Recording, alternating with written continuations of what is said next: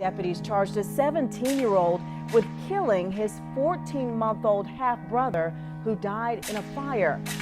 This is Jacob Matthew Morgan, and right here he is being tried as an adult for the murder of his 14-month-old brother, and all this took place in Morgan's home in South Carolina. I noticed that this was another case going around, another one which made me want to look it up myself. Sleeping. A burn pattern that goes from underneath that child towards the door of the bedroom. Jacob Morgan was only a month away from turning 17 before he pleaded guilty to involuntary manslaughter and unlawful conduct of a child.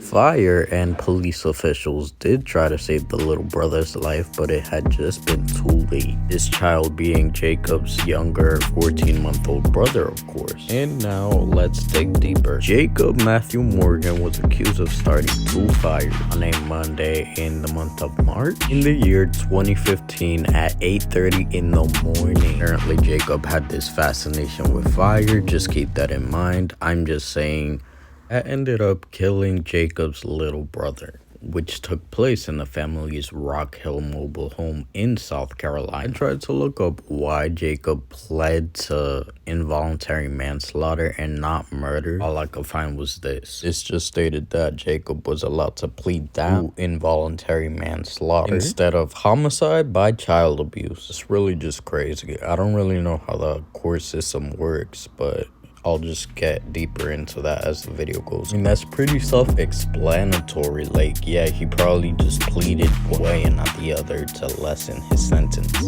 So Matt, also Jacob because his friends called him Matt, but Matt, he took the path of an Alford plea or 3rd-degree arson rather than 1st-degree arson. I did look that up since I had no idea what that was. An Alford plea. An Alford plea is a plea that's available to the defendant in a criminal case, whereby he acknowledges that the evidence is sufficient to convict him, but at the same time can maintain his innocence and say, I really didn't do it. I know it looks like I just looked up a video explaining it, but I swear I looked up definitions and it said the same thing.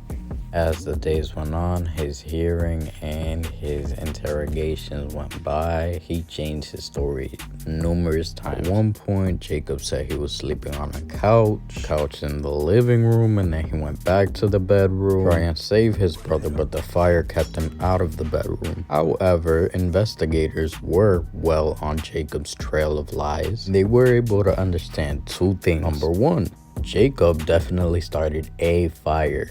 That was undoubtedly true. And 2, another thing that investigators were able to figure out aside from the first fire was that there was a second fire. This was shown after testifying fire patterns. Finally, I think the pressure of building up this lie got to him and he just gave up. He admitted to starting the fire. So I understand being in court alone, scared, and you don't want to admit the truth. You don't want to admit to committing a whole crime. This is his 14-month-old brother. Half brother, still brother, it doesn't matter. The point is, it was his brother, and I just don't understand how you could just not want to admit to what you did to someone that you love so very much.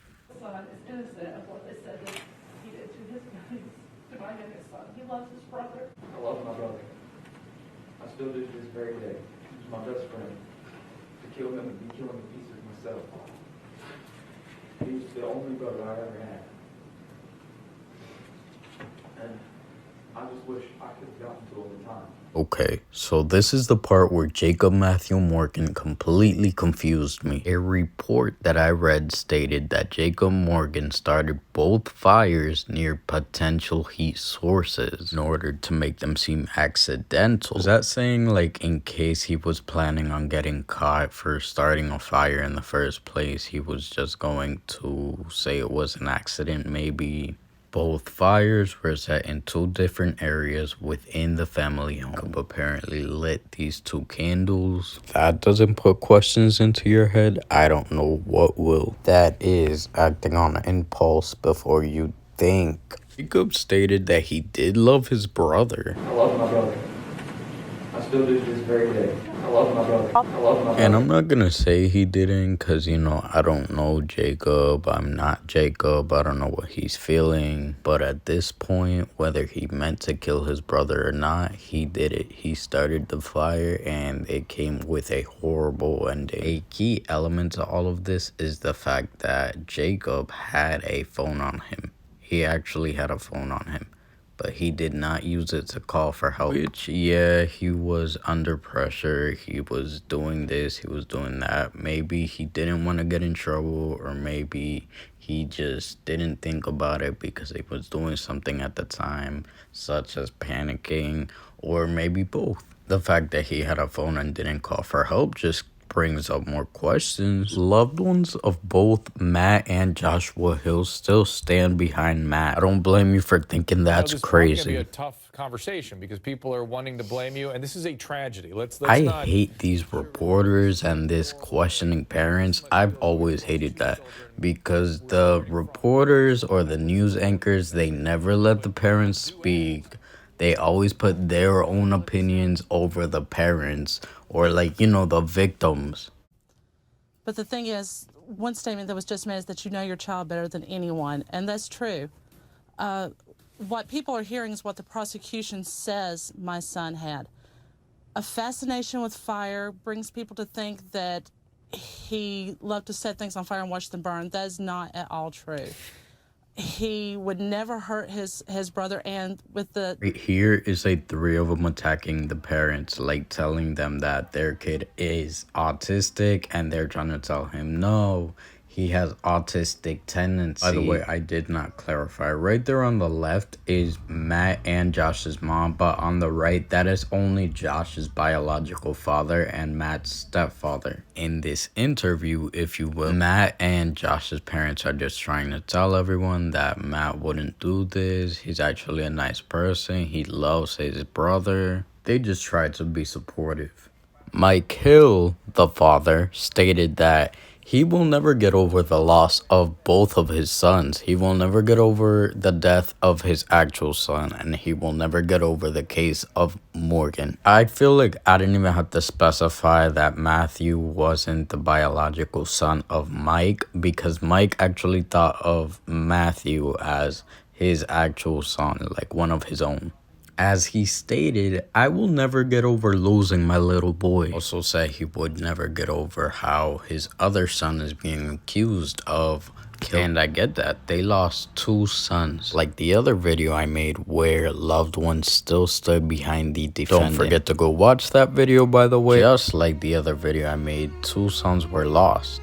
Go watch it. Jacob was being sentenced to 15 years for setting the fire. Jacob Matthew Morgan will be on 5 years of probation. But if any terms are violated, he will be sent back. Jacob is currently serving his time at the Manning facility in South Carolina. Jacob Morgan's release date is scheduled for 2022. If you're as obsessed with crimes and stuff like that as much as I am, you would know that everyone is guilty until proven innocent. The mother, the father, that kid you went track with, it doesn't matter. You're all a suspect. I get that. Right here in this little interview with the parents, they're kind of trying to ask, hey, isn't it kind of your fault because you guys left an autistic kid to take care of an infant? So Matthew was already the main suspect, or the main person of interest, but the reason that led to him even more was a neighbor who lived a couple doors down. She told police that she had seen someone